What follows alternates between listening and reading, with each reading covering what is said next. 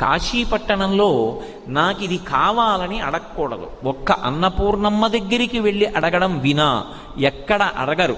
ఎందుకంటే కాశీ వెళ్ళి అడగడానికి కావలసినంత శక్తి మనకి లేదు.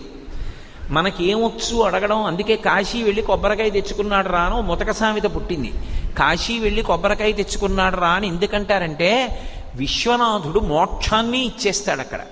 అక్కడ ఉపపాతకములు పాపములు కాల్చేస్తాడు. కళ్యాణముల కాటపట్టు, ముక్తికి పుట్టినిల్లు విశ్వనాథుడు, శ్రీ విశాలాక్షి అక్కడ వచ్చినటువంటి భక్తజనులను అలా అనుగ్రహిస్తూ ఉంటారు.